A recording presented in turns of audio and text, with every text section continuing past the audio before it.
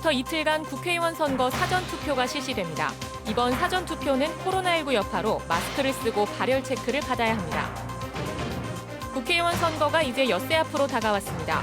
세대별, 지역별 편중된 지지도의 향방과 무소속 후보의 선전 여부, 단일화 성사 여부가 막판 변수가 될 전망입니다. 동해태백 삼척 정선선거구 후보자 토론회가 오늘 열렸습니다. 토론에 참석한 세 후보는 강원 남부와 폐광 지역 발전의 적임자임을 내세웠습니다.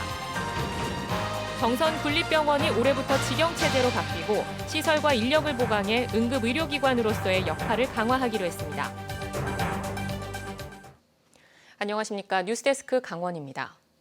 내일부터 이틀간 제21대 국회의원 선거 사전투표가 실시됩니다. 강원도 선거관리위원회에 따르면 제21대 국회의원 선거 사전투표가 도내 196개 사전투표소에서 실시됩니다. 선거인은 오전 6시부터 오후 6시까지 별도의 신고 없이 신분증을 가지고 가면 가까운 사전투표소에서 투표할 수 있습니다. 한편 코로나19 확산을 막기 위해 유권자는 마스크를 착용하고 발열 체크를 받아야 합니다. 도내 5개 언론사가 지난 6일과 7일 진행한 4.15 총선 마지막 여론조사 결과를 어제 발표해드렸는데요. 원주시를 제외하고는 1, 2위가 오차 범위 내에서 접전을 벌이고 있습니다. 지역별, 세대별로 나눠진 지지층의 변화 여부와 무응답층의 향방, 또 무소속 후보들의 득표율, 후보 단일화 등이 막판 변수로 남아 있습니다. 홍한표 기자가 정리했습니다. 강원도민들의 정당 지지도를 보면 더불어민주당이 40.1%, 미래통합당은 33.3%입니다. 지역별로는 더불어민주당은 원주와 춘천에서 40%를 웃돌고 있고 미래통합당은 영동에서의 지지세가 영서보다는 상대적으로 높습니다. 이 같은 정당 지지도는 후보 지지도로 이어져 원주시 갑을 선거구에서 더불어민주당 후보는 10에서 20%포인트가량 미래통합당 후보와 차이를 벌였고 다른 영서 지역도 2.7%포인트에서 5.6%포인트 정도의 경합 우세를 보이고 있습니다. 반면 강릉 등 영동 지역은 보수 후보가 오차 범위 안에서 1.6%포인트에서 4.1%포인트 앞서고 있습니다. 세대별 차이도 뚜렷이 나타났습니다. 민주당은 30대와 40대에서 지지율이 50%를 넘었지만 60대 이상에서는 20% 중반대에 머물고 있고 통합당은 60대 이상에서 50% 넘는 지지를 받았지만 18에서 29세와 30대에서는 20%를 밑돌고 있습니다. 아직 지지 후보를 정하지 못한 부동층은 18에서 29세에서 30%에 육박하고 있어 젊은 층 표심 향방이 승부처가 되고 있습니다. 공천을 받지 못해 탈당한 무소속 후보들의 선전도 눈여겨볼 만합니다. 민주당을 탈당해 무소속으로 출마한 조일현, 권성중 후보는 10% 안팎의 지지율을 얻고 있고 통합당을 탈당한 무소속 권성동 최명희 후보는 견고한 지지세를 보이고 있습니다. 이런 가운데 일부 후보들이 단일화를 위한 물밑 접촉을 하고 있는 것으로 알려져 후보 단일화가 막판 변수로 떠오를 전망입니다. MBC 뉴스 홍한표입니다. 4.15 총선을 엿새 앞두고 동해 태백 삼척 정선 지역 후보자들의 공약과 자질을 검증하는 TV 토론회가 열렸습니다. 김동완, 이철규, 장승호 등 3명의 후보는 자신의 공약을 알리고 상대방을 검증하는 열띤 토론을 벌였습니다. 김영호 기자가 정리했습니다. 후보들은 자신만의 강점을 내세웠습니다. 우리 지역 시장 군수님 중 3분이 민주당이고 1분은 무소속입니다. 미래통합당 소속은 없습니다.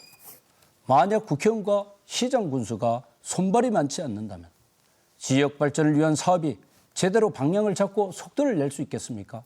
지역 사정을 누구보다 더 잘 알고 항상 여러분 곁에서 땀 흘려 일해왔습니다. 강원도에 산불이 발생하고 미탁이 덮쳤을 때 저는 우리 시민들의 곁을 지켰습니다. 선거철만 되면 반짝 머물며 고개 숙이고 허리 굽히는 그런 정치를 하지 않았습니다. 저희 머릿속에는 동해를 출발해서 삼척, 태백, 정선을 지나 영월, 제천 그리고 서울까지 연결되는 고속화도로의 설계도가 그려져 있습니다. 우리 강원 남부에 요금 없는 고속화도로를 만들어 관광객을 오게 해야 합니다. 지역의 발전을 견인할 교통망 확충에 대해서는 차별화된 해법을 제시했습니다. 통상의 방법으로 경제성 검토를 해서는 불가능한 도로입니다. 차기 대통령 선거 시 각 당의 대선 후보가 최우선 공약으로 이 약속을 하고 현재의 38번 국도를 넓히고 펴고 언덕을 낮추면 됩니다. 비용도 1조 원 정도면 되고 공사기간도 3, 4년이면 완성할 수 있습니다. 집권 여당이 아니면 해결하기 어렵습니다. 금년 10월 5년간 시행될 사업으로 확정할 제2차 고속도로 건설 제5개년 계획 중점 추진 구간에 반영될 수 있도록 상대 후보의 공약과 자질에 대해서는 강도 높게 지적하기도 했습니다. 지난 총선에서 도계 지역 주민들이 이철규 후보와 관련된 문자를 보냈다고 해서 고발을 당해 수사를 받았습니다. 그런데 공교롭게도 이 사건들을 고발한 당사자들이 바로 이철규 후보의 측근들로 알고 있습니다. 이 협약을 저에게도 요구할 때 저는 30분가량 실랑이를 했습니다. 사인을 하지 못하겠다고. 그런데 우리 김동완 후보님은 국회의원이 되면은 태백과 정선을 버리시겠다라는 이 약속을 하셨는데 기호 7번 국가혁명 배당금당 이도호 후보는 연설을 통해 만 18세 이상 성인에게 배당금 지급 등 33개 정책을 제시했고 기호 8번 무소속 동다은 후보는 국회의원 특권 폐지와 사계절 관광 산업화 등 국민 주권 정치를 약속했습니다. MBC 뉴스 김영호입니다. 도내 중고등학교에서도 사상 첫 온라인 개학이 시작됐습니다. 먼저 중3과 고3만을 대상으로 진행됐는데요. 접속이 폭주하면서 로그인이 지연되고 동영상 재생이 멈추는가 하면 학교 홈페이지 접속이 되지 않는 불편이 이어졌습니다. 강화길 기자가 보도합니다. 올해 중학교 3학년이 된 고의연 군. 학교가 내준 지침에 따라 EBS 온라인 클래스에 접속해 미리 올라온 동영상 수업을 봅니다. 선생님과는 수시로 핸드폰으로 문자를 주고받으며 궁금증을 해소합니다. 학교가 아닌 집에서 컴퓨터로 시작한 수업이라 어색한 건 어쩔 수 없습니다. 하지만 스마트 기기에 익숙한 세대답게 금세 적응하고 수업에 집중합니다. 그렇지만 사이트 접속이 제대로 안 되고 동영상이 재생 중 자주 끊기는 것 때문에 불편을 겪었습니다. 약간 신기하기도 하고 조금 약간 불안하기도 하지만은 그래도 그런 것들은 상황인 만큼 좀 감수해야 된다고 좀 생각을 하고 있습니다. 또한 오전 한때 강원도 내 학교 홈페이지 대부분이 먹통이 됐습니다. 이 때문에 학교 홈페이지에 올려놓은 온라인 수업 관련 공지사항이나 과제물 제출 방법 등을 볼 수 없어서 혼선이 빚어졌습니다. 오들어 상황이 진정되면서 처음 하는 온라인 수업이지만 교사들도 적응하기 시작했습니다. 선생님들도 첫 시간을 했을 때는 어려움을 느꼈는데 오후에 오면서 선생님들도 여유를 갖게 되고 작동법도 익숙해지는 그런 경향이 있었습니다. 그래도 과제는 여전합니다. 강원도의 대부분 중고등학교에서 채택한 수업은 콘텐츠 활용형, EBS 교육방송이나 교사가 올려놓은 동영상 강의를 학생들이 재생하는 방식입니다. 이에 반해 학교 교실과 같은 실시간 화상 연결식 쌍방향형 수업은 IT에 익숙한 몇몇 교사들만이 진행했습니다. 품이 많이 들고 설비가 부족해 대부분의 교사들이 꺼리고 있습니다. 전반적으로 선생님들이 온라인 수업에 대해서 경험이 많지 않다 보니까 쌍방향으로 수업할 수 있는 사람들은 적어도 3분의 1 이내로 되고요. 나머지는 아직은 할 수 있는 작업이 안 됩니다. 사상 첫 온라인 개학을 맞은 강원 교육 현장은 처음 가는 길이라 이런 혼란쯤은 당연한 것으로 받아들이는 분위기가 역력했습니다. 하지만 수업을 시작하는 것에만 집중한 나머지 어떤 수업 방식이 학생들을 위해 더 나은지에 대한 고민은 상대적으로 덜해 보였습니다. 16일과 20일 잇따라 이어지는 저학년 온라인 개학에 대비해 교육 현장의 분발이 필요해 보입니다. MBC 뉴스 강화길입니다. 정선 군립병원이 의료 인력을 확충해 응급실을 24시간 운영하기 시작했습니다. 올해 말엔 신관 건축 공사도 시작되는 등 지역 실정에 맞는 의료 서비스를 제공하는 데 더욱 힘을 쏟기로 했습니다. 김인성 기자입니다. 지난 2016년부터 강릉 동인병원이 위탁 운영했던 정선 군립병원은 올해부터는 정선의료재단으로 법인화해 정선군이 직영하고 있습니다. 응급실 당직의사 2명과 간호사 5명이 채용되면서 지난달부터 응급실은 24시간 운영되고 있습니다. 내과와 외과, 소아청소년과가 운영되고 이달 안에 정형외과 의사를 채용하면 모든 진료과가 정상 가동될 전망입니다. 노인층이 많고 인근에 유동인구가 많은 강원랜드가 있는 지역 실정에 맞춰 맞춤형 의료 서비스를 계획하고 있습니다. 노인분들이 많기 때문에 퇴행성 질환들, 정형외과라든지 또는 가까이 강원랜드에 오시는 고객분들로 인해서 그런 스키장 사고나 이런 것들에 대비하는 그런 응급의료 체계를 갖추려고 합니다. 지금은 지역 당직 의료기관인데 앞으로 환자 추이를 지켜본 뒤 지역 응급의료기관으로 규모를 확대할지 검토하기로 했습니다. 또 올해 말 본관 신축 공사를 시작해 내년 말 완공하면 2022년부터는 새 건물에서 진료를 이어갈 계획입니다. 앞으로는 이제 본관 건물하고 그다음에 의료인들하고 직원들이 사용할 기숙사도 같이 설계를 조기에 마무리하고 금년 내로 좀 착공하려고. 개원 초기 시설과 인력 부족, 미숙한 운영으로 문제점을 드러냈지만 이제 직영하는 만큼 책임을 다하겠다는 각오입니다. 인력 채용을 거의 마무리한 정선군립병원이 24시간 응급의료 체계를 갖춘 채 지역민들을 위한 맞춤형 의료 서비스에 나서고 있습니다. MBC 뉴스 김인성입니다.